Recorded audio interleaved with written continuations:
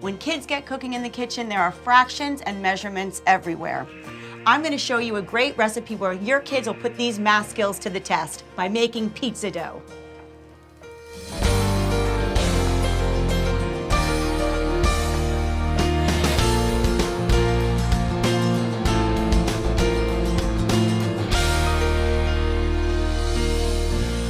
Convincing our kids that they're going to be actually using math skills outside the classroom is almost impossible. By getting our kids involved in creating dinner, they will be using these math skills without even knowing it, because we're actually going to half the recipe that I have. So today my daughter Rory is with me here at the DinnerTool kitchen, and we are going to create pizza dough.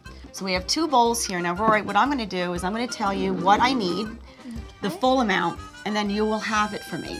All right? So we're gonna start, actually let's start with our yeast first. Get the yeast.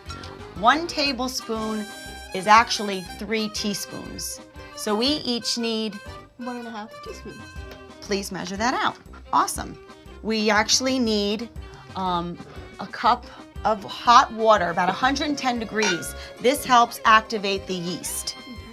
You don't want it too hot, it'll kill the yeast. Too cold, won't activate it. So half a cup? Half a cup, That probably looks good. That looks good. Great. So now we have the yeast and our hot water. As you can see, it's almost coming together right here. It might bubble a little, but since it is, like I said, quick active yeast, we can continue right on with our flour. Actually, let's do our salt and sugar first. So I use kosher salt, and I use a tablespoon of kosher salt for 1 recipe. So again, what would that be? Is that 1.5 teaspoons again? Yep.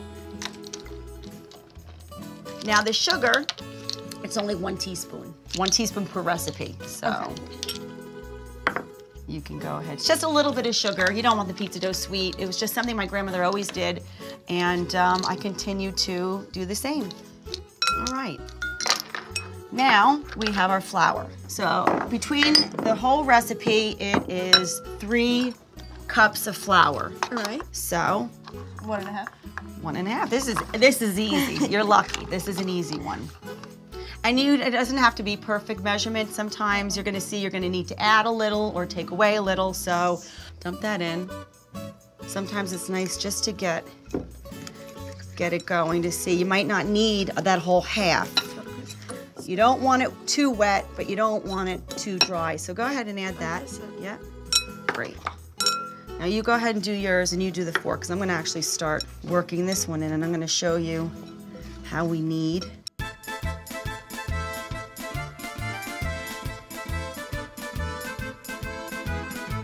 With your knuckles, you press forward. Okay. And then you kind of roll it back over. And just press down again? And then press down, and then you spin it. And then you do the same thing over and over again.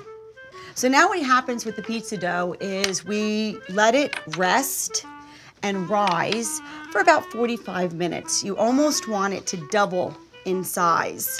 And what you want to do is you leave this in a warm spot, let them rise, and then we'll come back and make our pizzas. So the dough has risen. It's time to make the pizza. So we're just gonna flour our board, and I can get it started if you'd like. So you work from the middle to the outside. And that's what actually creates that little crust that we all love.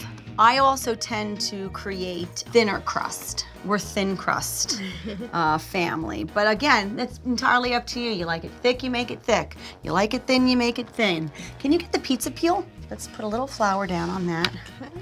I have just a basic can of tomato sauce. To it, I like to add a little bit of olive oil, about a tablespoon. And to that, we're just gonna add a little bit of salt, some pepper, and a little bit of dried oregano. All right, stir it up if you wanna do that. And then actually, why don't you start creating the pizza?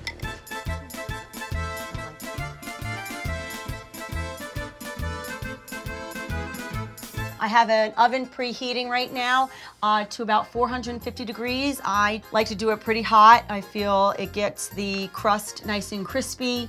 It's quick, it's fast, and you're getting all that crunch and the melting of the cheese and the bubbling of the sauce all all at the same time. This is gonna go into the oven and it's gonna take about 15, 18 minutes.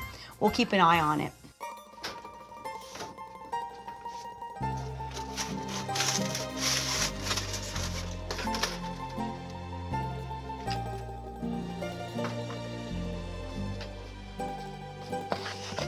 Here it is. Smells great, looks great. You did a great job. Let's have a slice. So we worked hard with our measuring skills today and our math skills. We deserve a great piece of pizza. So thank you for your help. As always, I love you. And for more great recipes like this one, go to dinnertool.com.